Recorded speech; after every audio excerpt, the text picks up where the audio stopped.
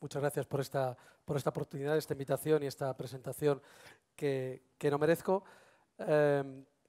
Hablamos de Oriente Medio. Efectivamente, gran parte de los flujos migratorios, de la presión migratoria que está sufriendo Europa en la última década, viene de Oriente Medio. Es verdad que también hay un flujo africano importante, pero el grueso, no solamente en la crisis de 2015, sino en la crisis actual y en todos estos años, el grueso siempre han sido ciudadanos en general de Oriente Medio. Oriente Medio que hoy vamos a incluir en ese Oriente Medio Afganistán, aunque técnicamente sería parte de Asia Central, pero al final de cuentas es una guerra muy importante, son unos flujos muy importantes que se mezclan con los de Oriente Medio, que siguen las mismas rutas de entrada, así que vamos a tomarnos la licencia de incluir Afganistán en la ponencia de hoy. Oriente Medio es un lugar muy complejo geopolíticamente, tanto que yo siempre digo que el que entiende Oriente Medio es capaz de entender cualquier problema, cualquier área geográfica del mundo, ¿no?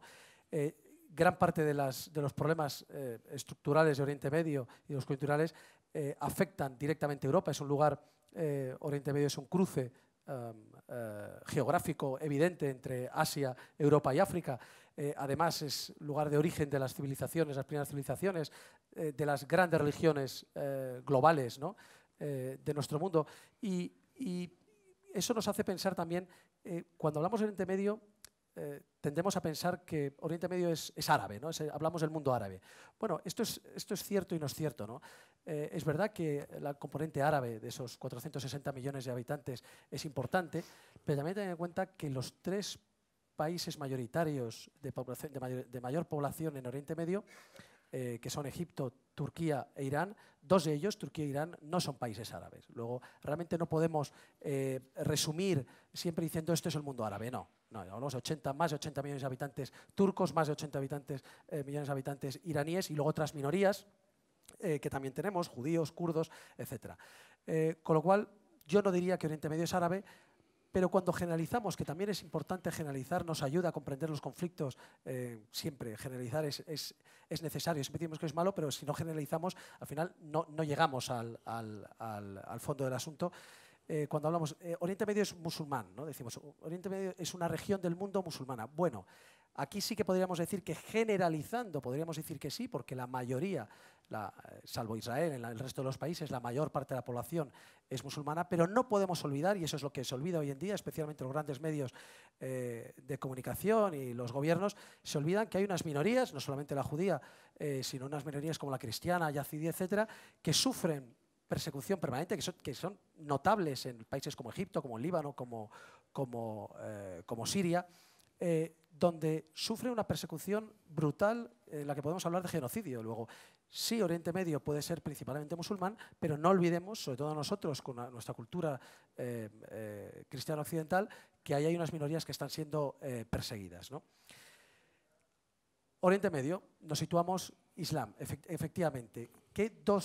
Generalizando también mucho, ¿qué dos ramas del Islam principales hay en el mundo? La suní, la chií, la suní mayoritaria en el mundo, y la chií precisamente es mayoritaria en Oriente Medio. ¿Esto qué provoca? Precisamente que ese conflicto entre el sunismo y el chiismo se centre muy principalmente en Oriente Medio, lo cual agrava y complica esa situación que hablamos geopolítica tan compleja ya de por sí.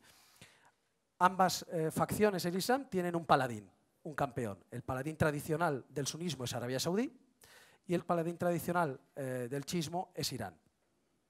Claro, esto provoca un conflicto permanente entre ambas potencias y sus aliados, lógicamente, pero que no se circunscribe al ámbito religioso. En el fondo estamos hablando de dos naciones que tienen intereses de superioridad religiosa sobre el común de los fieles, pero también de superioridad regional. Quieren ser los líderes y luchan por ser los líderes de esa geografía de Oriente Medio, los líderes nacionales, los líderes regionales como nación, ¿no? Luego se junta el componente religioso con el componente nacionalista, el componente de poder regional.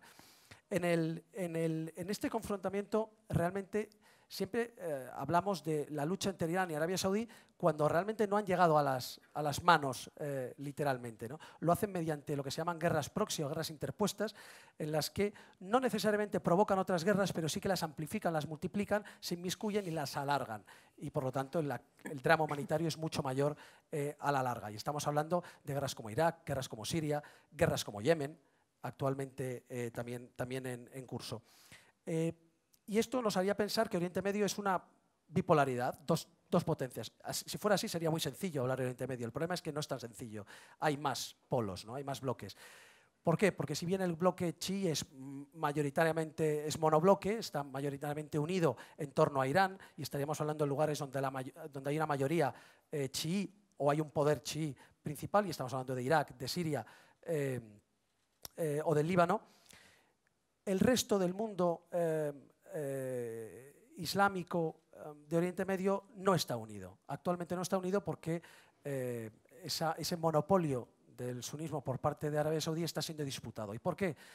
Porque se han metido el componente de los hermanos musulmanes. Los hermanos musulmanes, esa facción islamista radical originaria de Egipto,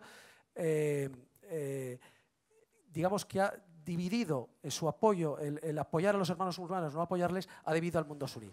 De tal forma que se han creado dos bloques. El bloque de los que consideran a los hermanos musulmanes como una amenaza para sus intereses, liderados por Arabia Saudí, Egipto, Bahrein, Emiratos Árabes Unidos, y el otro bloque que sería el que está contrario, que está a favor de los hermanos musulmanes, que sería liderado por Turquía, con el apoyo de Qatar. Claro, aquí entra el tema turco, ¿no? Turquía, que estaba en la antesala de Europa, occidentalizado, bueno, se está retrotrayendo, está volviendo a otros tiempos, y bajo el liderazgo de Erdogan lo que está haciendo es alejarse realmente de la posibilidad de integrarse en Europa para convertirse en lo que ahora desea, que es ser la potencia regional indiscutible en Oriente Medio. ¿Y con quién choca? Choca con todos, pero principalmente con la otra potencia suní, que es Arabia Saudí. Luego, lo que ocurre aquí es que habría un cuarto polo, que sería Israel. Luego ya tenemos dos polos suníes, Arabia Saudí y Turquía, un polo chií, Irán e Israel. Estos cuatro polos no necesariamente están siempre enfrentándose unos con otros y provocándose conflictos, sino que en muchas ocasiones convergen en parejas 2 a 2. De tal forma que podemos hablar realmente de dos grandes alianzas. No son alianzas por escrito, a veces también se enfrentan, pero dos grandes alianzas. Por un lado, el bloque antihermanos musulmanes liderado por Arabia Saudí, junto con Israel y apoyado por Estados Unidos. Y en el otro lado tendríamos al bloque pro hermanos musulmanes dirigido por Turquía, junto a Irán y apoyado por Rusia. Y detrás estarían los chinos trabajando con unos y con otros, porque por ahora no se casan con nadie y les interesa pescar en ambos ríos. Bueno, tendríamos ya estos dos bloques y tendríamos que preguntarnos, ¿y ahora cuál es el campo de batalla? Pues si nos fijamos lo que nos queda en esos países que no están en guerra, ¿qué es lo que nos queda? Lo que nos queda dentro de lo que rodean esos países precisamente es el corazón de Oriente Medio formado por Líbano, Siria e Irak, que es donde, dejando aparte Yemen, que es verdad que es una guerra y que está en la periferia, en Líbano, Siria e Irak es donde se está desarrollando el grueso de esas confrontaciones indirectas o directas de estos cuatro polos, ¿no? Y de ahí vemos una serie de conflictos, ¿no? Estamos hablando del conflicto de Siria, conflicto de Irak. Bueno, también hay otros conflictos en Oriente Medio que no necesariamente influyen en los flujos migratorios. Hay un conflicto árabe-israelí que lleva ya por lo menos un siglo de vida y que se habla mucho de ello. Y geopolíticamente es muy importante, pero esto no está influyendo prácticamente en los flujos migratorios que nos llevan a Europa desde Oriente Medio. La guerra de Yemen, con esa catástrofe en vidas y catástrofe humanitaria, tampoco está influyendo. No llegan yemeníes a Europa. Es una crisis evidente, pero no es hoy a tratar debido a que no afecta a estas crisis migratorias. Y luego el conflicto entre Arabia Saudí y Qatar, que desde 2017 ha supuesto un bloqueo que ahora, en teoría, en 2021 se está mejorando y han llegado a un acuerdo, pero sigue esa lucha encarnizada entre ambas formas de entender el sunismo, tampoco está directamente, digamos, lanzando esas oleadas de refugiados a Europa. ¿Cuáles son los conflictos que sí que están influyendo en estas migraciones masivas? Irak y Siria que en ocasiones se han podido confundir en un solo conflicto, sobre todo porque el Estado Islámico llegó a tener un protoestado a caballo entre ambos países, y el conflicto de Afganistán. Esos serían los conflictos que hoy nos están provocando estas crisis, no ya desde 2015, sino desde mucho antes, desde que se originaron.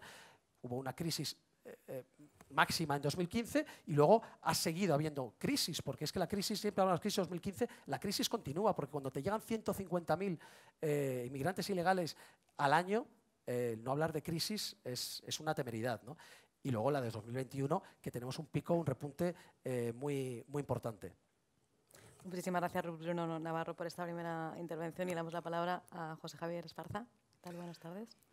Pues cuando estábamos Bruno y yo pensando cómo escapar de tu corsé para esta intervención, sabíamos que era lo siguiente. Bruno expone el problema y a partir de ese momento, digamos, hasta Constantinopla, hasta Estambul.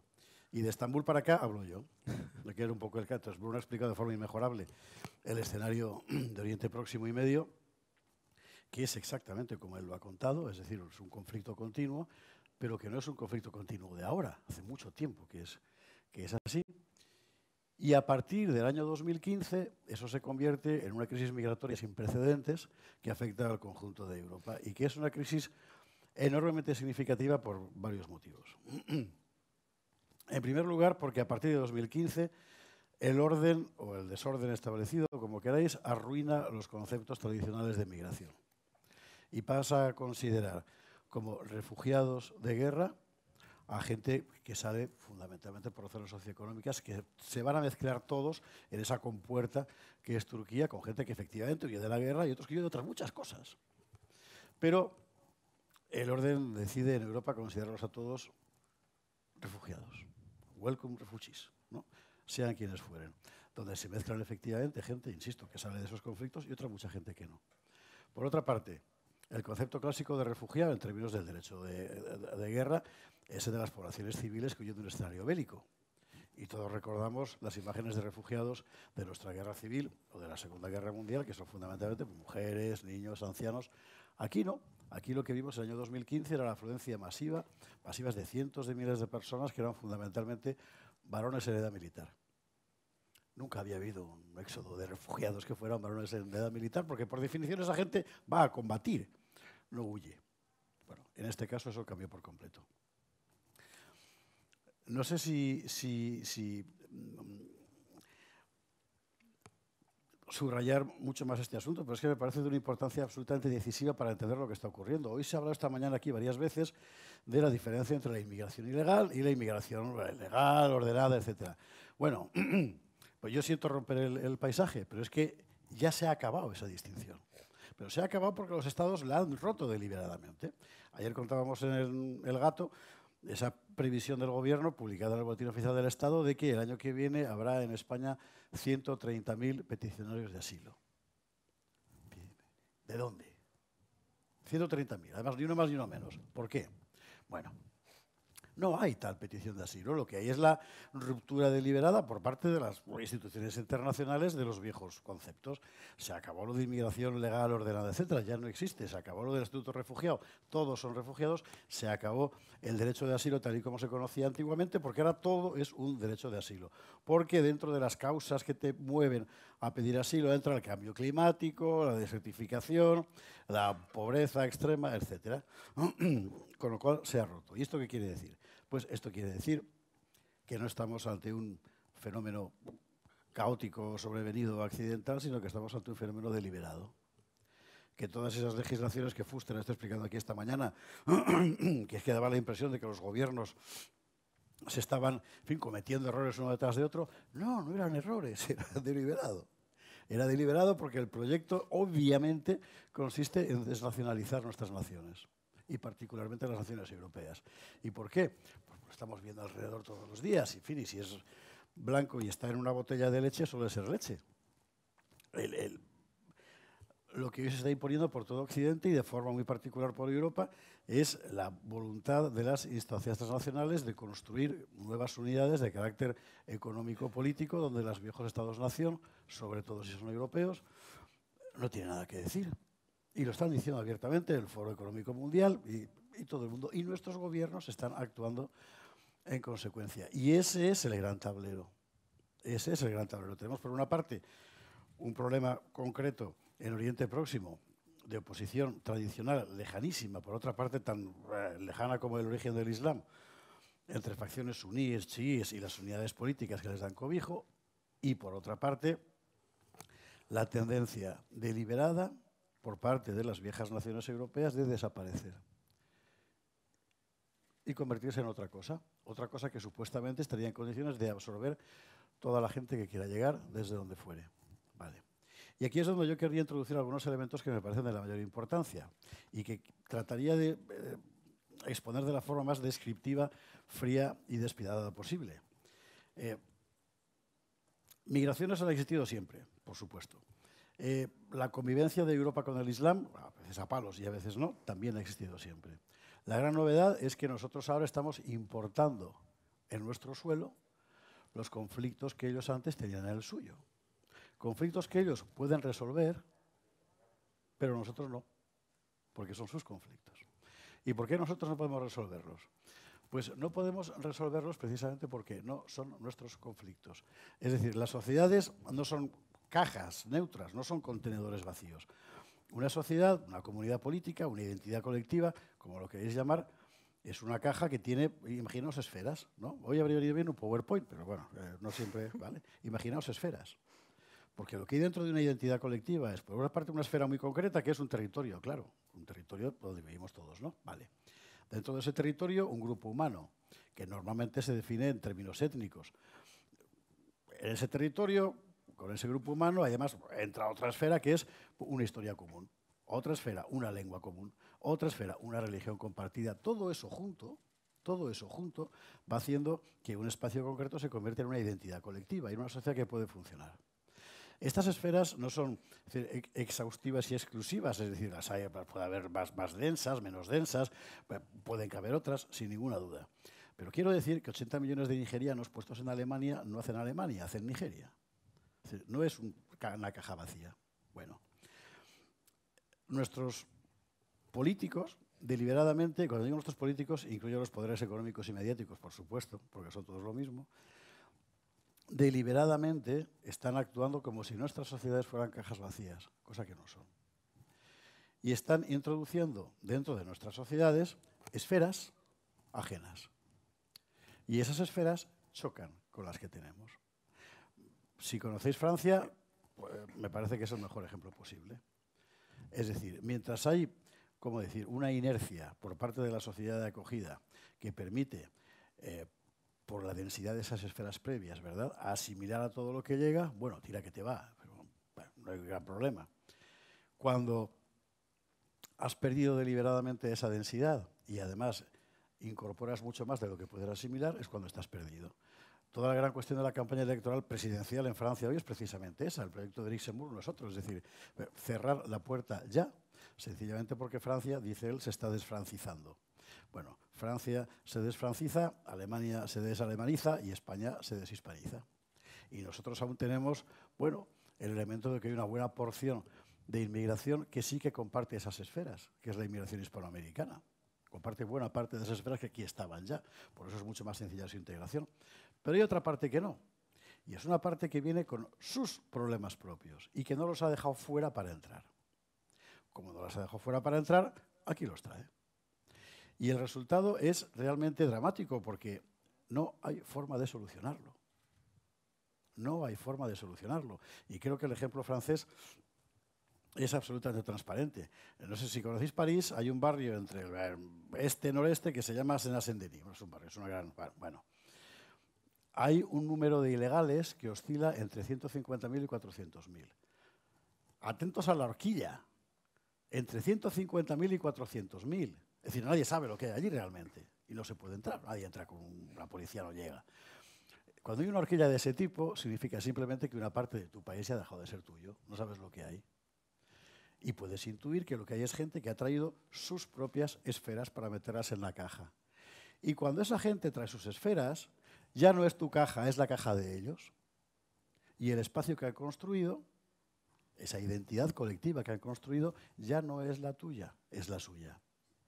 y funcionan con sus reglas, cosa que es enteramente normal, porque no van a adoptar las tuyas, puesto que eres incapaz de hacerlas valer. Y la única forma de sobrevivir en la jungla de los barrios de Saint-Denis es precisamente que la gente se adapte a las reglas que ellos han impuesto, que son tan suaves como puedan ser en un barrio de Alepo, pero funcionan. Al menos permiten a la gente saber quién te va a matar y quién no. Esto es dramático, pero es lo que está ocurriendo, por ejemplo, insisto, en esa parte de París. Y su origen es pensar que gente salida masivamente, y ahora hablaré un poquito de por qué salieron, ¿verdad?, con en su mochila una religión, unos valores, una idea de la política, una idea de la ley, etcétera, distinto, puede entrar en tu caja. No puede. No puede.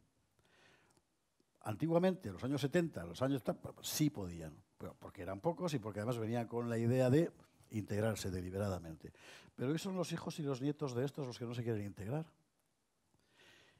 Y no se quieren integrar porque esos valores que traen, esa mochila que traen, esas esferas que aportan aquí, sencillamente no se pueden disolver dentro de la caja común europea. Y me parece que es una reflexión que es forzoso hacer cuando la crisis migratoria de 2015 se habló mucho en términos emocionales de qué mal lo está pasando esta gente, que cuánta hambre pasan, que vengan, que les vamos a dar trabajo, etc. Y como todos queremos ser buenos, sobre todo Rebeca, pues entonces que pasen, ¿no? Vale. Pero es que esto no funciona así normalmente. Claro que todos queremos ser buenos. Como todos queremos ser buenos, vamos a meter en nuestras sociedades a 5 millones de personas a las que no podemos sostener. Pues hemos hecho un pan con unas tortas. ¿Y por qué? Porque se empeñó el MEDEF, que es la COE en Francia, porque se empeñó el gobierno de Angela Merkel y se empeñaron por razones puramente económicas que tenían que ver fundamentalmente con el mantenimiento del mercado en su momento, claro, antes de la pandemia, luego todo se iba a hacer puñetas, ¿no? Y por ese cálculo puramente económico de unas élites que ya han dejado de ser políticas, que son otra cosa, han creado en Europa un problema que no tiene solución. Y yo subrayo que no tiene solución. Y no la tiene precisamente por el carácter antropológico que antes he subrayado, el de esas esferas dentro de la caja. El escenario que ha descrito Bruno es el de una zona particularmente inestable, que hoy seguramente está sometida a una revisión semejante a la que se hizo hace un siglo con el Tratado Sykes-Picot en la Primera Guerra Mundial, la revisión de que hoy están en lo mismo, a ver quién se reparte cada trozo, y que ha provocado éxodos de gente. Bueno, esa gente tiene todo el derecho del mundo a seguir siendo quien es fuera de allí.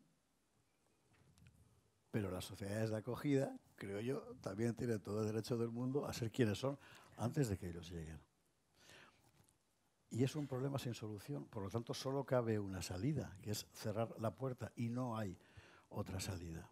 Porque no estamos hablando, insisto, de migración como la podíamos entender hace 20, 30, 35 años, ni como en España la podemos entender cuando llega aquí gente de Venezuela, de Cuba, de Perú o de Ecuador, que tienen nuestro concepto del pecado, cosa que es importantísima. Estamos hablando de otra cosa enteramente diferente, y es que un pueblo no es soluble en otro pueblo, salvo que el pueblo de acogida quiera dejar de existir.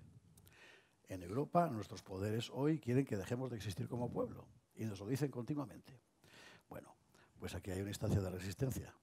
Es decir, si la gente se quiere suicidar colectivamente, bueno, pero desde luego en lo que a mí concierne, y estoy seguro de que en el caso de Bruno también, no tenemos la menor intención de suicidarnos como europeos. En absoluto. Sí que hablando de la crisis de refugiados, ¿no?, de 2015, por remontarnos también a Oriente Medio, estuvo marcada por el estallido de las primaveras árabes también y de la guerra de Siria. Pero ¿qué factores, Bruno, son los que están propiciando esta nueva avalancha migratoria y por qué es tan grave? Bueno, fíjate lo que has dicho crisis de los refugiados. Y es importante porque las palabras importan. Y es verdad que nos han vendido mucho, permítaseme decir la moto, de que se trata de una crisis de refugiados. No exactamente, y lo ha dicho muy bien antes José Javier. Todos esos inmigrantes que nos llegaron en 2015, ilegales, azuzados, atraídos por Europa, empujados por Turquía, y en manos de las mafias del tráfico humano, de seres humanos, no venían de la guerra. Ninguno vino de la guerra. Para salir de Siria, para salir de Afganistán, tienes que ir a otro país. Ellos ya estaban refugiados en otros países, en muchos casos desde hacía años. La guerra de Siria había empezado en 2011. La guerra de Afganistán llevaba ya 40 años. La guerra de Irak en 2003. Esas naciones, que son las que principalmente nos llegaron, sobre todo de Oriente Medio, y en el caso de Siria y Afganistán, el grueso de todas esas migraciones, desde entonces, desde antes y hasta ahora, siguen siendo sirios y afganos, estaban refugiados. En el caso de los afganos, en Irán sobre todo, y también en Pakistán, en el caso de los sirios, en Jordania, Líbano y sobre todo en Turquía. Con lo cual, ese segundo movimiento que hacen a Europa y a la Unión Europea, no lo hacen como refugiados. Son refugiados, sí, técnicamente, porque ya estaban refugiados, pero es un movimiento de emigración, o visto en nuestra óptica, de inmigración socioeconómica, porque querían y tenían todo el derecho al mundo a buscar mejores oportunidades que estar en un campo de refugiados en un país atestado de refugiados como ellos. Y querían mejores oportunidades en muchos casos. Bueno, está muy bien, pero como dice José Javier, tenemos el derecho también nosotros de proteger nuestra casa. Bueno, dicho esto, realmente las primaveras árabes yo no creo que tuvieran un componente muy importante en ello. Es decir, hemos dicho que Afganistán llevaba más de 40 años de guerra, con lo cual no está vinculado a las primaveras árabes. La guerra de Irak llevaba también años antes, bastantes años antes que las primaveras árabes, y es verdad que Siria empezó en 2011 con las primaveras árabes convertidas en otoños islamistas, pero también es cierto que en Siria lo que hubo fueron unas revueltas que fueron muy utilizadas por actores externos que hemos hablado antes, ¿no? por los países suníes de la región y por las grandes potencias, azuzado también por Occidente, que tenemos parte de culpa, para destruir un país e intentar derrocar un régimen. Pero bueno, podríamos decir que tiene algo que ver, pero no solamente, ya digo, las primaveras árabes.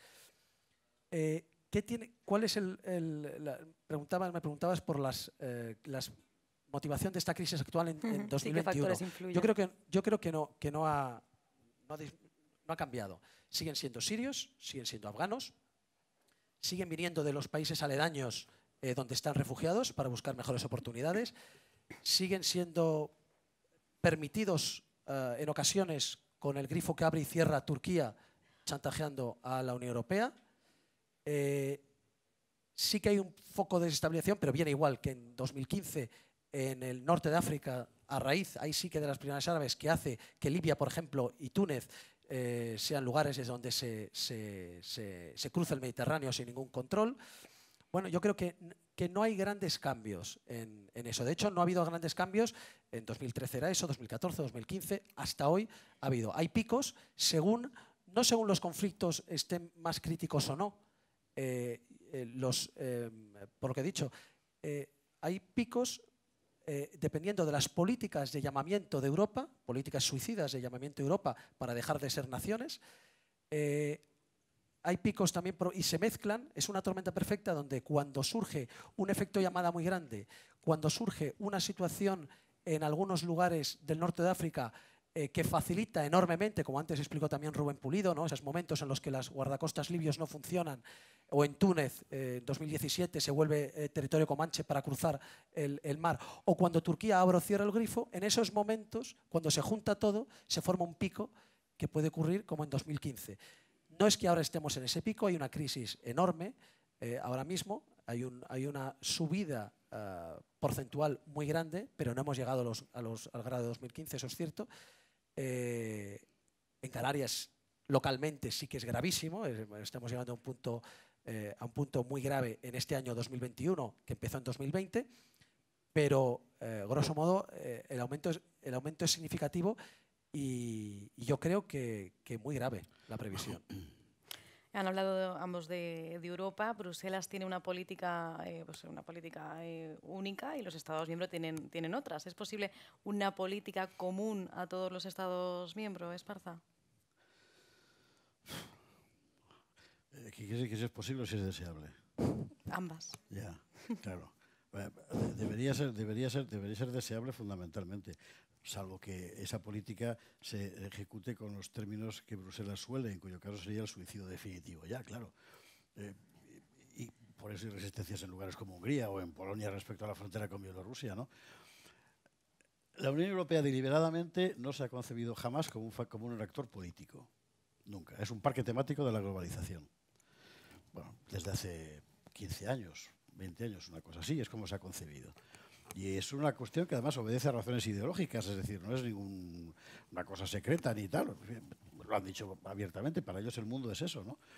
Lo cual ha conducido a la desnacionalización, insisto, deliberada, pilotada desde Bruselas, de nuestras naciones, con la anuencia y el jolgorio de nuestros políticos y de la sociedad que les vota, todo se ha dicho, ¿no? En esas condiciones, adoptar una política de migración común, desde mi punto de vista, es complicado, porque una política de inmigración significa que tú te atribuyes el derecho a abrir o cerrar la puerta. Pero hasta el momento, Bruselas no ha dado señales de que considere factible una política de cerrar la puerta. Han tenido que ser, cuando ya la situación se ha hecho insostenible en Francia, Macron quien lo ha dicho, ya veremos lo que le dura, porque esta es otra, ¿verdad? O Dinamarca, que empezó a tomar decisiones por su cuenta de devolución de inmigrantes ilegales y no coger un trabajo, etcétera, y han sido finalmente los países. Para mí sería deseable, pero eso es lo que va en una Europa que de repente descubra que Europa es una asamblea de estados soberanos, que es, por otra parte, donde aparecieron las naciones modernas y que nuestra naturaleza es esa, y no la de ser ese parque temático de la globalización en el que nos quieren convertir. La Unión Europea y también Turquía, se ha hablado también en esta conferencia sobre ese poder que tiene Turquía, ¿no?, para abrir y cerrar el grifo y dejar pasar a inmigrantes al bloque. ¿Qué papel o qué postura debería tomar la Unión Europea, el bloque comunitario, hacia Turquía para impedir eso? Bueno, lo que está haciendo es soltar dinero, ¿vale? Es decir, Turquía tiene un problema de refugiados, lo tuvo en 2015, que superaban los 2 millones, ahora se está acercando a los 4 millones y es evidente que va a llegar un momento en que Turquía volverá a hacerlo, a no ser que sigamos pagando. Hemos completado ya el año pasado los 6.000 millones prometidos por el pacto con Turquía en 2016.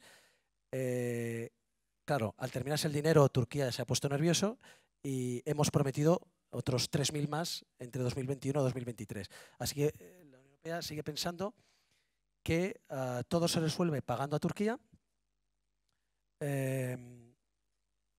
y no protegiendo sus propias fronteras. Es más, atacando a los países que intentan proteger sus fronteras, porque cuando vuelvan a abrir el grifo y esas personas que están hacinadas en Turquía o en los países aledaños vengan animados por la Unión Europea y vengan en manos de las mafias, vengan, me refiero en mayor medida a lo que están haciendo ahora, el buenismo de Welcome no va a protegernos, no va a proteger nuestras sociedades.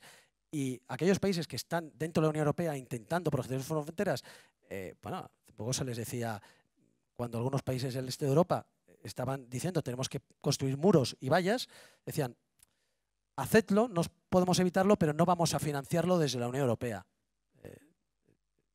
Es inconcebible, ¿no? Entonces, yo creo que la situación es muy compleja. Hay que actuar en origen, desde luego. Y yo creo que no se está haciendo bien. Actuar en origen para ayudar a evitar esas guerras, pero por interés ya propio nuestro, no solamente porque hay que hacer el bien, sino porque esas guerras provocan esos refugiados que acaban en nuestras costas. Hay que actuar contra las mafias ilegales. No se consigue. Siguen las mafias. Tal. Estamos, de hecho, colaborando con ellos a través de algunas ONGs que se convierten o colaboran con mafias o se convierten ellas mismas en la propia mafia sin casi darnos cuenta, ¿no? Con lo cual, no solamente no lo terminamos, sino que lo estamos colaborando a ello. Y hay que proteger nuestras fronteras. Si no protegemos nuestras fronteras, si no protegemos... Y en ocasiones eso significa muros y vallas. Antes decía, creo que era José Antonio, decía Fuster, decía, el muro que construimos es para que aquellos que hemos invitado, para los que estamos aquí, aquellos que hemos invitado puedan sentirse seguros. Pues de eso se trata, y a veces son muros y a veces son vallas, pero lo que estamos diciendo es no, y el hecho de decir, tú no entras en mi casa, no puedo dejarte entrar en mi casa. Y eso es lo que Europa no está haciendo, y eso es lo que yo creo que Europa debería hacer. ¿Es verdad? Yo estoy de acuerdo fundamentalmente con con lo que dice Bruno. Y además creo que en este momento se ha convertido en una reivindicación fundamentalmente popular. Como dice Finkielkraut, el antirracismo se ha convertido en una ideología de clases privilegiadas. Es la gente que no va a sufrir las consecuencias de la gran sustitución demográfica, ¿no?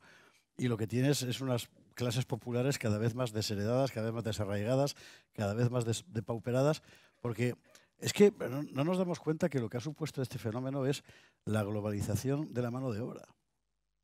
Y eso es terrible. Claro, es decir, los trabajadores, ¿qué son ahora mismo? Han desaparecido. Seguro que habéis visto Gran Torino, ¿verdad? La película esta de Clint Eastwood y su cochecito y tal. Bueno, el trabajador que hemos conocido nosotros en nuestros padres, por ejemplo, en nuestros abuelos, toda esa generación de la posguerra, ya no existe. No existe porque la mano de obra se ha globalizado por completo. Ya no es una mano de obra nacional.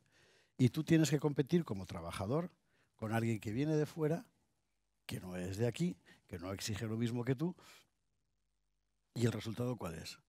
Pues el resultado es un proletariado que había conseguido convertirse en clase media a lo largo de los años 60, 70, otra vez vuelve a proletarizarse sencillamente por una competencia en buena medida desleal, porque la ha introducido desde fuera, ¿verdad? Los que manejan el mercado. Es absolutamente fundamental cuando digo nuestros pueblos, me refiero también y sobre todo al estrato más popular de la sociedad, hacer frente a esto, porque son ellos los que lo están sufriendo. Los presentadores de televisión de A3 Media y de Mediaset no lo sufren en absoluto. Pero están en sus urbanizaciones, con su seguridad privada, no sé qué. La señora Botín y el señor Garamendi tampoco. Pero el señor que vive en Orcasitas, en un barrio de Madrid que tiene una panadería, ese sí lo sufre. Ese sí lo sufre porque se ha quedado literalmente sin futuro. Y sus hijos también. Me gustaría también que hablásemos de Estados Unidos. Hay un nuevo gobierno, la administración Biden. ¿De qué manera Bruno cree que podría afectar su política exterior a la estabilidad en Oriente Medio? En referencia a los flujos migratorios, yo creo que cero. Es decir, Estados Unidos, Occidente en general, y no lo digo desde la óptica progre del antiimperialismo, pero creo que recientemente hemos tenido una cuota importante de responsabilidad a la hora de azuzar o animar determinadas guerras, determinadas crisis, y estoy pensando concretamente en Libia, en Siria y en Afganistán. Pero creo que Estados Unidos, con toda la responsabilidad que ha tenido actualmente, es decir, el mal ya está lanzado, la situación es la que es, y la política de Biden, Estados Unidos tiene una política nacional muy diferente según el color del presidente que gobierne o del partido que domine la Cámara o el Congreso o el Senado, doméstica. Pero en cuestión internacional, salvo el pacto nuclear con Irán o la actitud hacia Cuba, en general siguen la misma pauta. Es una máquina que gira porque en el fondo lo que se están preguntando es qué necesita Estados Unidos, cómo puede mantener su liderazgo y su seguridad. Y en eso no ha sido diferente lo que ha hecho Obama de lo que ha hecho Trump, de lo que está haciendo los primeros pasos de Biden. Di la verdad, Bruno. ¿Tú no crees que Biden exista? ¿Perdón? ¿Tú no crees que Biden exista? No existe Biden, ¿ves? Efectivamente. Es un fantasma. Sí, bueno, Biden o los que le asesoran, ¿no? Yeah. No, yo creo que no hay diferencia y de hecho se ve, es decir, Obama inició un pivotaje, conocemos todos ese famoso pivotaje de Oriente Medio a Asia-Pacífico para contener al que desde ese momento ya se consideraba su principal amenaza, que es China. Bueno, Obama lo empieza, lo continúa Trump y lo sigue Biden de la misma forma. ¿Significa esto? Abandonamos Oriente Medio. Abandonaron Afganistán, entendiendo como un gran Oriente Medio. Abandonan Afganistán con las consecuencias que ya sabe, pero bueno, abandonan Afganistán porque consideran que tienen que meterse en estos fregados. Abandonan Irak porque ya lo abandonaron, tuvieron que volver. Ahora han vuelto a decir, el presidente Biden o alguien que hace de él que se ha terminado la misión de combate de Irak, así que empezarán a replegar, ya verán cómo, en qué algo tendrán que dejar, pero básicamente se quieren ir. También se quieren ir de Siria, se quiere ir ya desde tiempos de Trump, se intentan ir de Siria sin conseguirlo, abandonando a los kurdos a los que apoyaron. Bueno, se quieren ir de allí, ¿no? Entonces, que los americanos se vayan, que Estados Unidos abandone Irak, que es básicamente lo que está haciendo, yo creo que no afecta mucho a la estabilidad, porque a fin de cuentas no va a afectar mucho al devenir de la guerra en Siria, salvo que el vacío americano en Siria signifique que Turquía ocupe más poder en detrimento de los kurdos, pero eso no aumentaría notablemente el nivel de refugiados. Afganistán ya está terminado y no van a volver. Es decir, no creo que varíe mucho. De hecho, lo que intenta irse los norteamericanos es dejando la zona lo más segura posible según sus intereses. Yo me voy, pero no quiero que entre en China ni que entre Rusia. ¿Cómo lo hago? Pues muy posiblemente solo le quede la opción, la carta a jugar de Turquía. Y ese supuesto enfrentamiento entre Turquía y Occidente, aunque nosotros, los europeos, lo vemos claro, Estados Unidos es muy posible que empiece a no verlo tan claro y que quiera jugar la carta turca para volver a tener pie en Oriente Medio a través de un aliado interpuesto y en Asia Central, donde ha perdido todo control.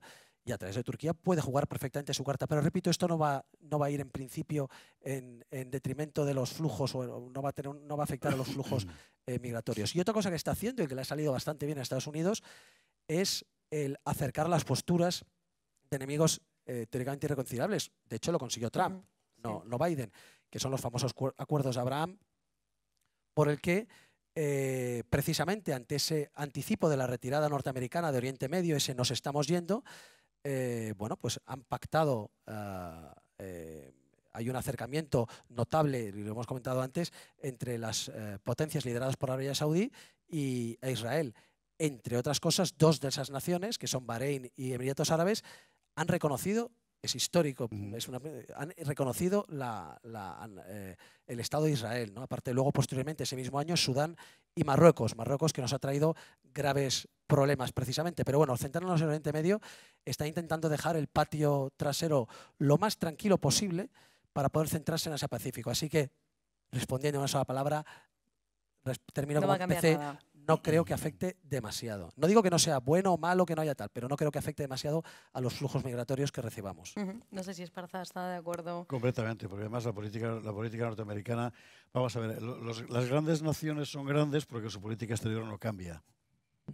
Y Francia fue grande mientras no cambió su política exterior, por ejemplo, siendo un país como es decir, el único país del mundo que consigue convertir sus derrotas en victorias sistemáticamente, que es un talento muy francés, pero los Estados Unidos, la Unión Soviética, Rusia, siempre han tenido básicamente la misma política exterior. Tú varías en función de los de hechos concretos y objetivos, pero las líneas generales siempre son las mismas, ¿no?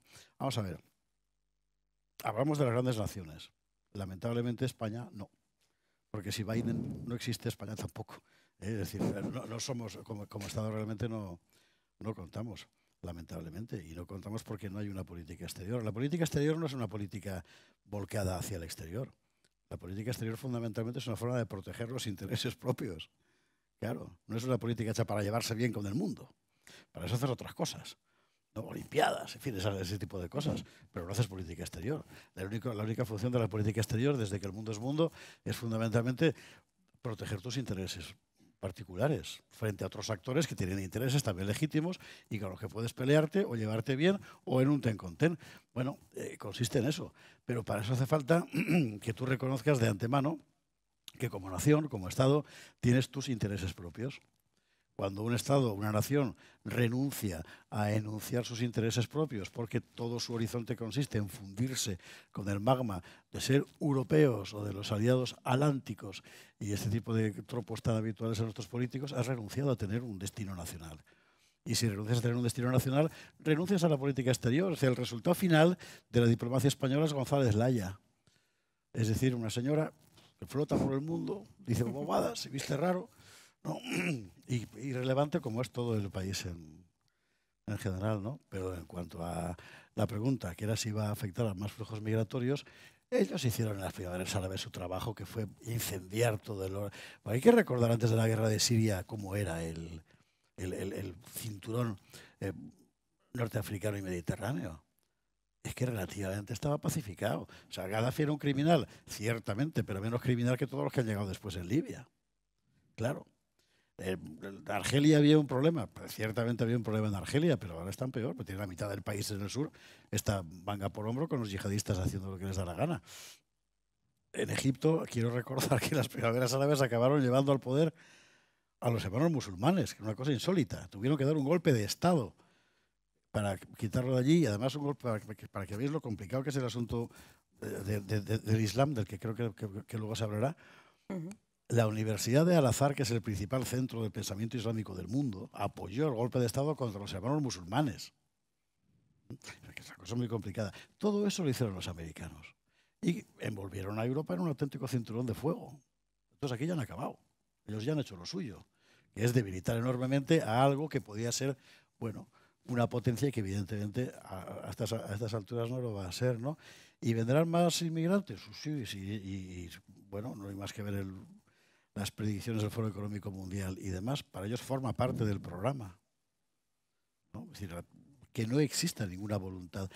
El gran problema que se plantea en Estados Unidos ahora, desde mi punto de vista, pero esto nos saca del tema, es el choque entre la gente que sigue pensando en la política norteamericana como una política de proyección de la potencia nacional y quienes han apostado deliberadamente por fundir en la vocación mundial norteamericana en el horizonte del globalismo, etcétera, ¿no? Que está en una desnacionalización de los Estados Unidos y que explica, por otra parte, la enorme pugna entre el trumpismo y sus enemigos. Pero bueno, esto nos aleja del tema del ya que tema estábamos migrante, con este asunto, sí que está relacionado esa caída de Afganistán que comentaba también Bruno Navarro antes.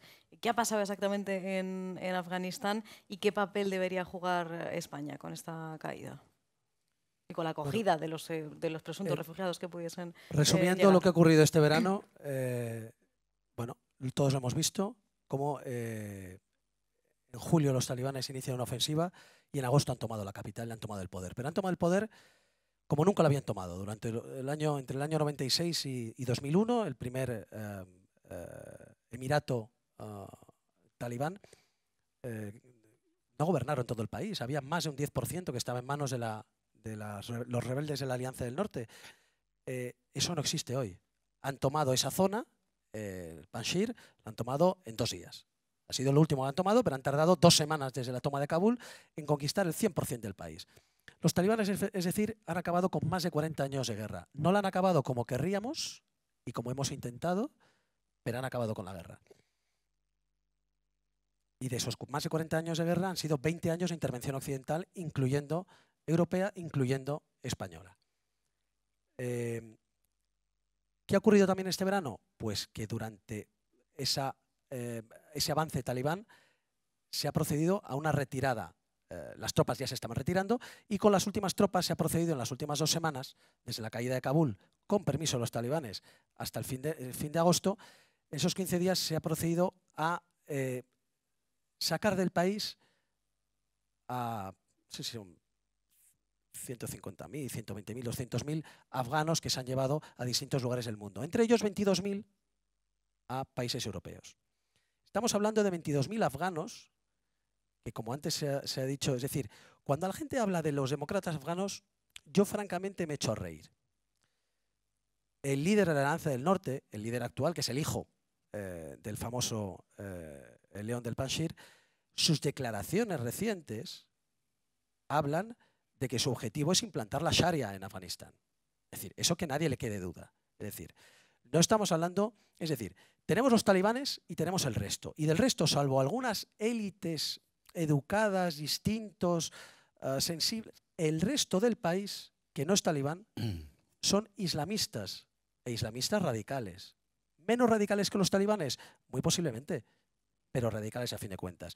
Y estas 22.000 almas que han venido, hay de todo, pero francamente, no es una, como antes mencionaba José Javier, no son asimilables, traen lo suyo. Bueno, son 22.000. ¿Qué ha ocurrido después? La ONU nos está pidiendo, exigiendo a los europeos que admitamos otros 40.000 más. Luego están los que están llevando continuamente, porque los flujos de entre 100.000 y 200.000 anualmente de refugiados, de inmigrantes ilegales que llegan a Europa, son esos, de los cuales la segunda nación es Afganistán, la primera es Siria, los segundos nación que llega a Europa son los afganos. más los que estamos trayendo en masa nosotros. Luego estamos hablando de traer, no, que tenemos que sacar a 200.000 más, no, porque limpiaban nuestra base. Digo, vamos a ver. ¿Alguien se cree que los talibanes están asesinando a los que limpiaban las bases militares españolas o norteamericanas o tal? ¿Pero qué estamos hablando? Para empezar, antes tendrían que matar a todos los militares y policías de las fuerzas de seguridad afganas. Hablamos de 300.000 hombres. Nadie está hablando de sacar 300.000 policías afganos. Estamos hablando de... Es decir, no tiene ningún sentido. Y de hecho, no hay constancia de hoy. Hay constancia de un cambio de régimen brutal, como son los talibanes, pero no de unas grandes matanzas, como sí que hubo en su día. Por lo tanto, tenemos realmente, y luego se habla también de que tenemos el deber porque colaboraron con nosotros.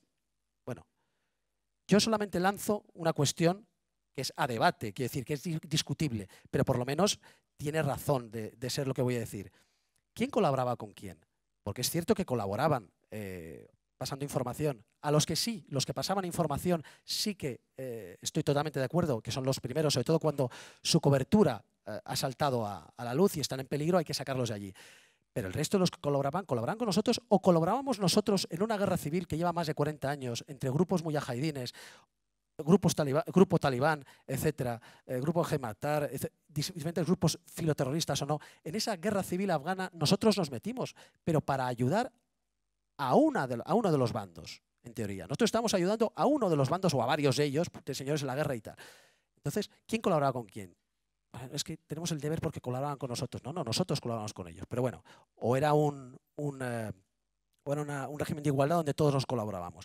El caso es que es ingente la cantidad de afganos que llega, ingente la cantidad que se nos está exigiendo que aceptemos, ingente la cantidad que ya hemos aceptado y la previsión no es muy halagüeña porque actualmente se están hacinando, como hemos dicho antes, en Pakistán y especialmente en Irán, millones de afganos. Pero no es nuevo, esos millones de afganos en su mayoría estaban ya antes. Es verdad que ha habido flujo antes de la llegada de los talibanes, en la ofensiva final de este verano, ha habido un aumento del flujo, pero como durante todos estos 40 años de guerra, según había ofensivas, pues había un aumento de flujo. Pero la mayoría de los afganos que están allí no han venido ahora. No había una hecatombe, porque de hecho la mayoría de los que querían salir ya habían salido, ¿no? En los países, como digo, en Irán y Pakistán.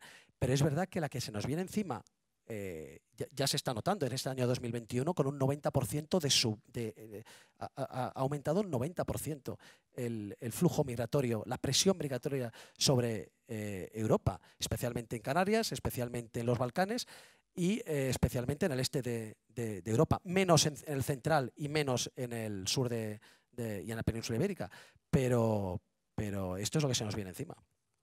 Esparza, ¿quieres añadir el tema de Afganistán? Sí, dos cosas. Una contar una batallita, porque me hace mucha gracia. Yo tengo un amigo que es teniente de la Legión Extranjera Francesa, Jean-Luc Dominique, que no nos estará viendo, pero me da igual, le mando un saludo, que me contó que llegaron a un pueblo en la zona norte-noreste, quiero recordar, y les daba el relevo a otra unidad de la Legión que había allí.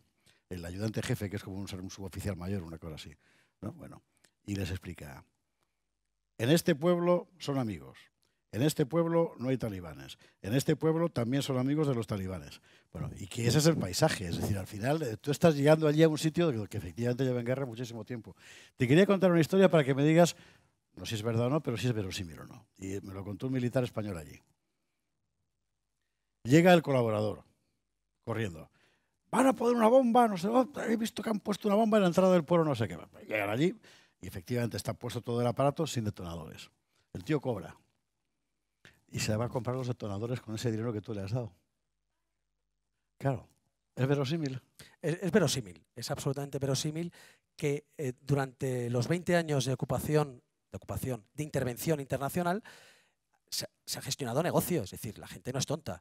Hay negocio a la hora de comprar y vender, hay negocio a la hora de conseguir trabajos muy bien pagados para lo que es el nivel de vida local en las bases españolas, hay negocios para hacer camisetas. Yo, pues, me compro una máquina y tal, invierto y tal, y camisetas de Afganistán, que a todo militar le gusta comprar, hay para llaveros, es decir, todo el mundo se busca la vida para todo tipo de negocios. Y el negocio de la muerte o de la falsa muerte existe, sí. Todo el mundo denuncia cualquier... Han puesto mejor hay una roza cavada en el suelo, un trozo de algo, sí, de un obús antiguo, un cable por ahí, y bueno, ya has conseguido ayudar a las fuerzas internacionales y naturalmente te pagan por esa información, ¿no? Informaciones en muchas ocasiones falsas y que tú mismo has colocado, ¿no? Sí, sí, eso es totalmente verosímil. Luego, ya para cuando te digo, has contado 2 historias, yo voy a contar una, muy breve. Cuando me ponen las fotos, ¿habéis visto ahora con la retirada de Afganistán que todo el mundo sacaba las fotos de las mujeres con minifalda? Eran fotos de los años 50 y 60, de la época final de la monarquía y de la época comunista. Claro, y digo, ¿dónde están las fotos de las minifaldas de ahora? No, pero te sacan algunas mujeres con la cara descubierta. Sí, y las hay. A fin de cuentas, 20 años de presencia internacional allí, algo ha dejado. Pero yo os puedo asegurar que en los 2 Afganistanes que he hecho, no he visto la cara a una sola mujer, salvo que tuviera que entrar en la base. Pero en la calle, en las zonas que nosotros protegíamos, en los gobiernos amigos, las mujeres iban con burka. Todas. Todas. Luego es verdad que en los últimos poquitos años ha habido cierta apertura, pero estamos hablando del centro de Kabul, estamos hablando en ocasiones del centro de las grandes capitales, como puede ser en Herat en alguna ocasión y tal, pero lo normal era el burka. Es el burka en un lado y en otro. Y el sometimiento en un lado y en otro. Y la radicalidad en un lado y otro. Y la imposición de la Sharia como regla, no otra ley que la ley islámica. Eso mismo, que estamos todos tan asustados, es lo mismo que prometen y que piden nuestros aliados. Los que fueron nuestros aliados y el gobierno que nosotros protegíamos y por el que luchábamos en Afganistán. Además, todo se ha dicho, gobierno corrupto y gobierno criminal. Y digo criminal porque participaba directamente y lideraba el negocio de la droga, del opio. Es decir, es verdad que es complicado, y yo no tengo soluciones perfectas, pero los talibanes lo tuvieron muy fácil para su relato. Qué fácil es cuando le digo a mi pueblo, ¿ves cómo el gobierno es corrupto? ¿Ves cómo el gobierno es criminal? ¿Ves? Lo tenían muy fácil. Y encima apoyado por botas extranjeras. Encima aliado de los demonios extranjeros. Bueno, claro, entonces era muy fácil. Los talibanes no tuvieron que ser muy inteligentes para hacer un relato. Lo complicado lo teníamos nosotros.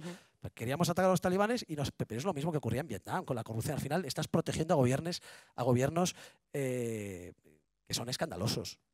Pero bueno, y igual nos estamos yendo de... Pues si les parece, vamos a dar paso a que puedan también preguntar los asistentes alguna pregunta pues tanto a José Javier Esparza como a Bruno Navarro. No sé si tenemos preparado el micrófono y alguna pregunta por el público. Allí hay por allí hay una.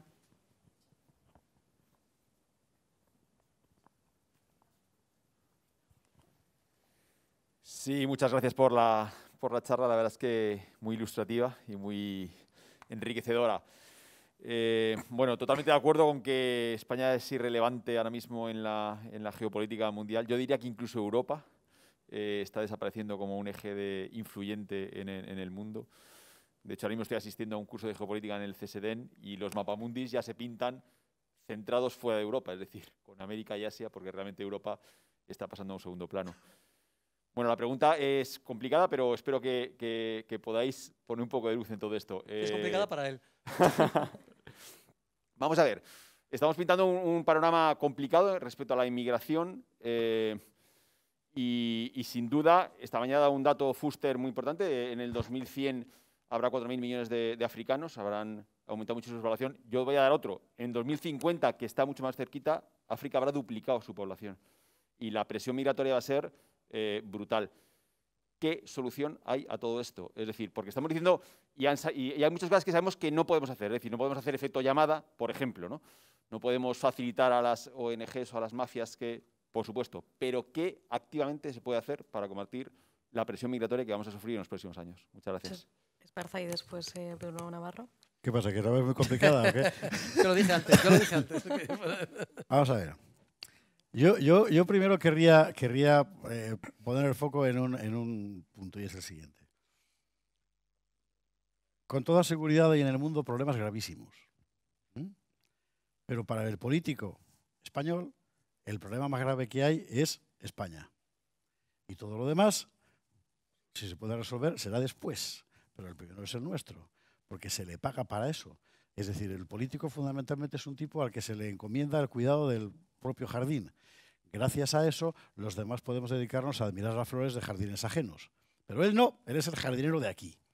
Por tanto, su primera obligación es la de proteger este jardín, los otros encargarse después. Y yendo un poco más, digamos, fuera del ámbito político, otro ámbito de análisis, en el caso concreto de África, es todo un auténtico disparate, porque no es verdad que sea fatalmente un continente condenado a la muerte o a la despoblación masiva, no es verdad. Ahí, yo sigo a un africanista francés que se llama Bernard Lugan, que fue profesor de África precisamente en la escuela de Saint-Cyr, que es la Academia Militar Francesa, y que si conocéis francés tiene vídeos muy interesantes en YouTube explicando todo el asunto, y él lo que cuenta es Senegal, Mali, la parte sur de Mali, etc. Él utiliza una figura muy divertida que es que África en general es un vergel, plantas un bastón y germina. Es verdad, es verdad. Ya las zonas hiperdesérticas y tal, ciertamente lo es. Y él cuenta cómo los efectos de ayuda al desarrollo a lo que han conducido es a la generación artificial de polos de desarrollo que finalmente no se desarrollan, aunque sí que hay inversiones, que han atraído masas enormes de población a las que luego esas ciudades no pueden absorber y finalmente tienen que salir porque allí no se puede vivir y tampoco pueden mover al campo. Es un auténtico disparate, porque perfectamente podrían salir adelante. Pero se ha interferido en su forma normal de desarrollo, en su forma local de desarrollo. Hay una economista camerunesa que se llama Axel Kabou, me parece que era el nombre, que publicó en l'Harmattan, que es una editorial de París, un libro que era ¿y si África renunciara al desarrollo en los términos en los que me lo marcaba el Fondo Monetario Internacional y demás, ¿no? Y que es francamente interesante, pero yo lo que veo es que África en general, que sí, en términos globales es un problema porque se trata de introducir el escenario africano en su conjunto dentro de un mapa de mundo global que no lo han elegido ellos. Que no lo han elegido ellos ni tienen por qué caber, ¿no? Entonces, en la medida en que una Europa consciente de sí misma, imaginemos que tal cosa algún día existiera, pues cuando gane Abascal en España y esté Orbán en Hungría y Giorgia Meloni en Italia y esto, bueno, en la medida en que esa Europa pudiera estimular a África para que fuera África, pues tendría una solución. Y no es mucha gente. No es mucha gente. ¿Sabes cuánta gente cabe en Australia entera? En Australia, tú le das a cada habitante del mundo, del planeta, le das una parcela de 1000 metros, todos te caben en Australia y el resto del globo vacío. La superpoblación es siempre un valor muy relativo, ¿no? Y África es enorme. Y no se va allí la gente porque no tenga recursos. O sea, no tiene recursos porque está manga por hombro todo. Pero es perfectamente posible invertirlo, darle la vuelta. Había una última batallita. Había un primer ministro de Mali era así, Moussa Mara, creo que recuerda que se llamaba, que hizo una visita a Francia y en una cadena de televisión amiga, TV Libertés, y dio un mensaje a los malienses residentes en Francia, que era, joder, dejad de venir aquí, si hacéis falta en casa, porque se está quedando sin gente. Es que ellos tienen una vía posible de organización, de desarrollo, de prosperidad, pero se le queda muerta si la gente se le va. Y la gente se le va porque aquí se le está ofreciendo un espejo de prosperidad que es ficticio, pero que provoca una salida masiva de personal de allí, ¿no? Yo creo que habría que cambiar muy radicalmente las políticas europeas, sobre todo europeas, al respecto. Lo que pasa es que me da la impresión de que quienes determinan las políticas en Europa no están en absoluto interesados en que eso cambie, ¿no? Bueno. Ahora ya puede hablar Bruno. Pues lo has dejado fácil porque solo puedo decir, estoy totalmente de acuerdo estoy totalmente de acuerdo con el tema de las políticas. Todo eso puede ser discutible.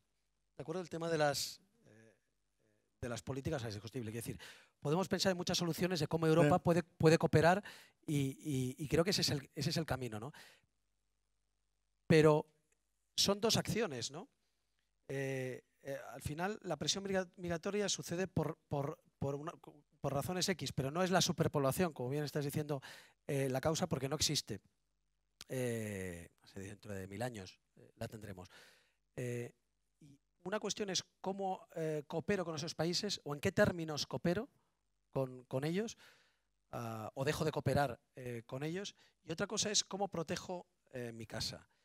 Y realmente cuando lo que hacemos es un efecto llamada, aunque yo me quiera ir de mi país porque no me siento cómodo en él y me veo sin opciones por una mala política local, porque el Estado no está funcionando bien, es fallido, o porque precisamente las políticas europeas están provocando eso, por lo que fuera. Si yo decido tomar la decisión, si yo tomo la decisión de irme, me iré a algún sitio donde crea que pueda llegar y que tengo posibilidades de llegar y de medrar. Claro, Europa está haciendo llamada, España está haciendo llamada, Canarias a su pesar está haciendo llamada. Pues vamos, pero si la política de proteger nuestra casa fuera de evitar esas llegadas o retornar inmediatamente esas llegadas, esa presión migratoria no existiría, al menos no existiría en territorio europeo o en los diferentes países soberanos que lo componen. Y bueno, ya hablaríamos de cómo podemos ayudar para evitar a esos países en igualdad de condiciones, de cómo podemos ayudar para evitar que los seres humanos quieran irse y vaciar ese país. Pero lo primero que hay que hacer es acabar con el efecto llamada y dar el mensaje de que vendrán aquellos que nosotros invitemos, vendrán aquellos que nosotros permitamos, vendrán aquellos que nosotros podamos asumir por el número que sean y también por su origen cultural.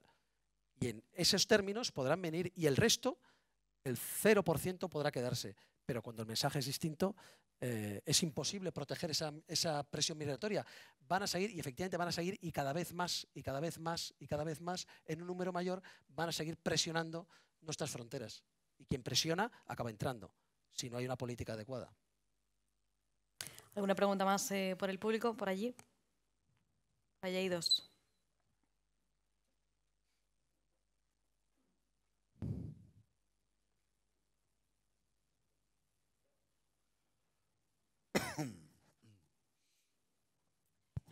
Buenos días.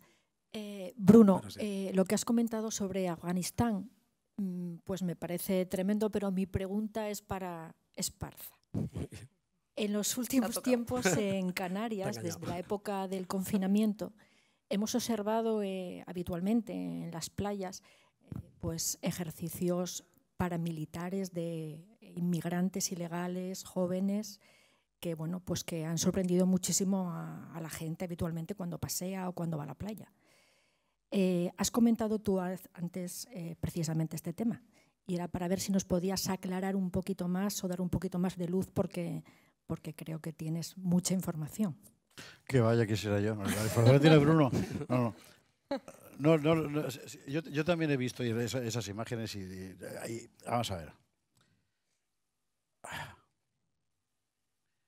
Yo no creo, sinceramente, que estemos ante una invasión organizada por parte de comandos que han llegado aquí en patera. Eso es muy complicado hacerlo. O sea, y por otra parte, ¿qué edad tienen esos chavales? 18, 19, 20, 22. Pues no sé, pero cuando yo tenía esa edad hacía esas cosas con la gente de mi edad, ¿eh? Es decir, ¿qué haces? Pues ese tipo de ejercicios y de historias. Me imagino que uno se dedica a hacer lo que tiene en la cabeza. Lo que me parece evidente es que no es gente que haya venido porque tiene realmente un problema de subsistencia, sino por otros motivos, ¿no? Y ciertamente es poco tranquilizador, pero no tengo más información que esa. Debería tenerla el gobierno. Y a lo mejor hasta la tiene, ¿no? A lo mejor hasta la tiene, pero no, lamentablemente no podría ayudarte. Hay otra pregunta también por allí. ¿Y tú tampoco? No, en absoluto, pero estoy en la misma línea. Al final, a mí lo que me preocupa, y lo digo así en puridad, no me preocupa el yihadista que se cuela entre inmigrantes o entre refugiados. Porque es verdad que si cogemos números, pues 2 millones en 2015-2016, 2 millones de inmigrantes aceptados en Europa. ¿Cuántos yihadistas había? unos cuantos. ¿Qué proporción es? Ínfima. Venga, el bien común y tal. No. A mí no me preocupa eso. A mí me preocupa el atentado de las Ramblas, donde los perpetradores eran marroquíes nacionalizados españoles, es decir, primera generación o segunda generación, ya nacidos en España. Y es otro problema, efectivamente. Y ese es el problema. Claro. Es decir, es que se cuelan yihadistas, es que no se cuelan. A mí ese debate, yo cuando empieza ese debate digo, es que no me importa. A mí lo que me importa es que, y de esto ya hablarán mucho mejor que yo esta tarde, es que cuando tú tienes 100.000, te llegan 100, una comunidad, esos muchachos que atentaron, si en vez de estar todos juntos en un pueblo con una gran comunidad musulmana hubieran estado esparcidos por toda España, jamás habría ocurrido eso seguramente. El problema es que cuando tienes 100.000, 200.000, 1 millón juntos haciendo una comunidad gruesa, el problema es que ahí viene el yihadismo.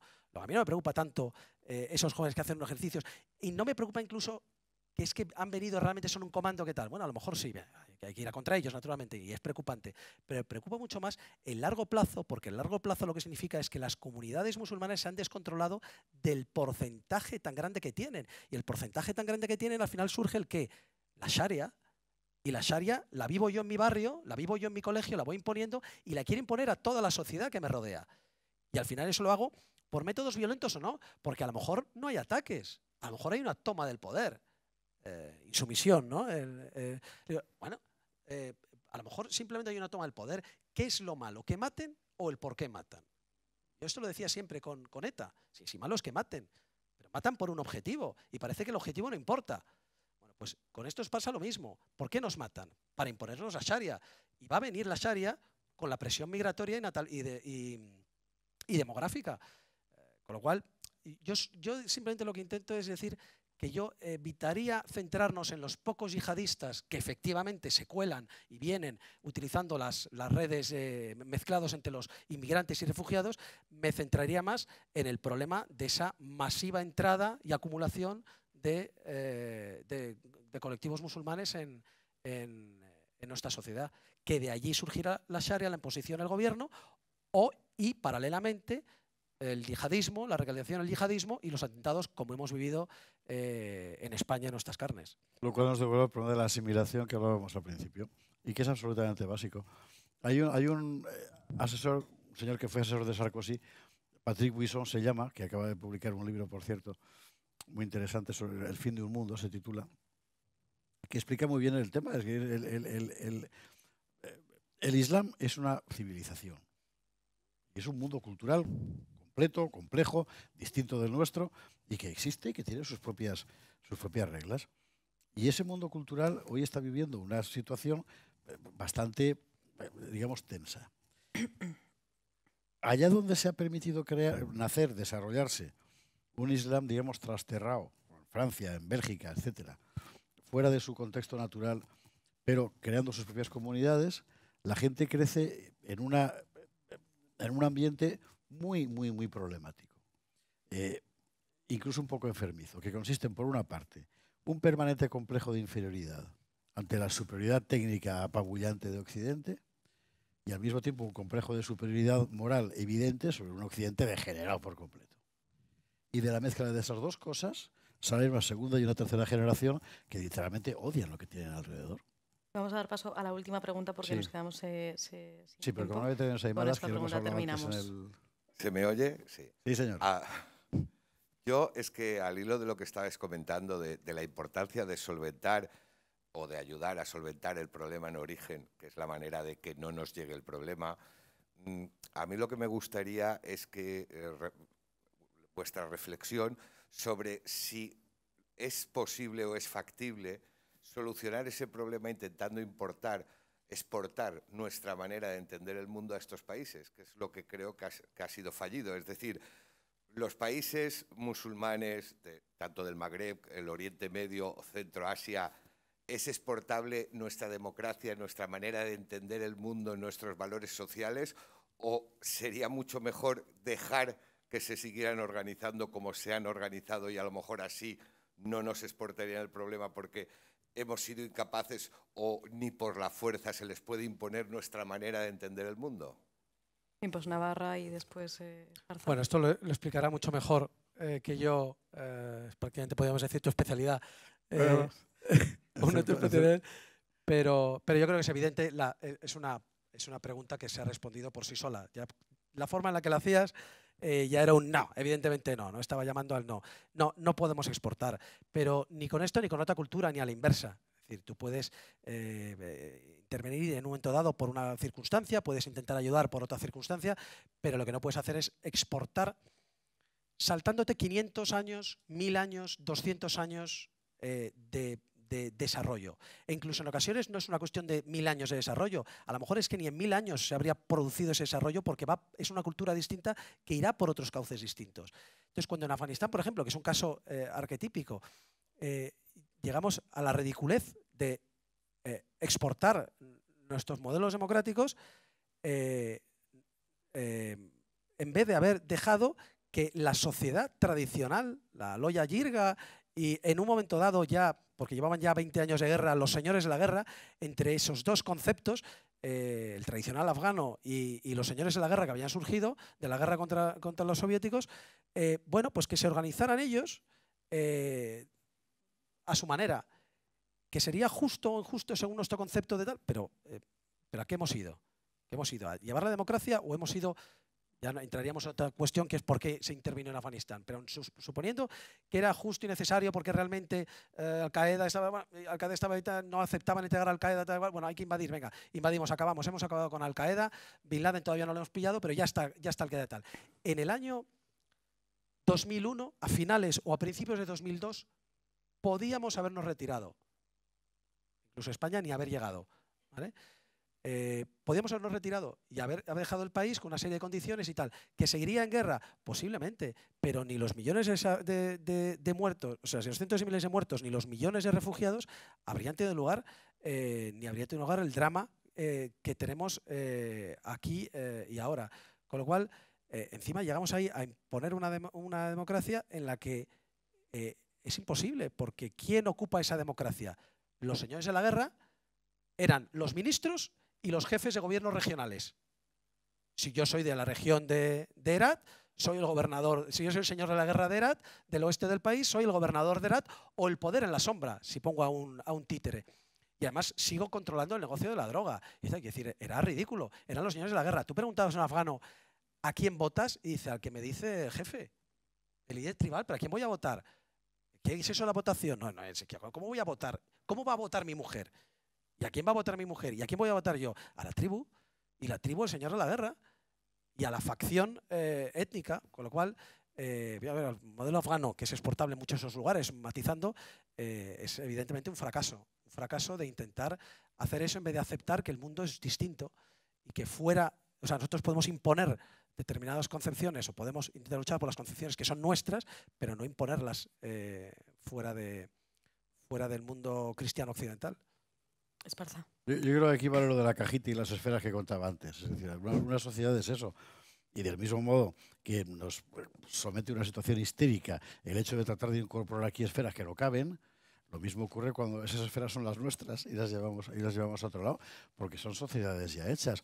La idea de que nuestra forma de entender las libertades personales y la participación popular en el poder, de que nuestra forma es la forma universalmente válida, es de una petulancia insostenible, porque todo eso además depende de circunstancias socioeconómicas muy concretas y de patrones culturales previos muy concretos, que evidentemente en otros lugares, con otros patrones distintos, pues no se comparten.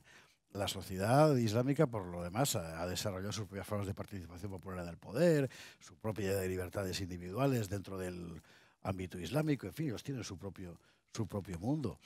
Y por otra parte, la experiencia de los últimos 25 años demuestra que sencillamente es que no se puede.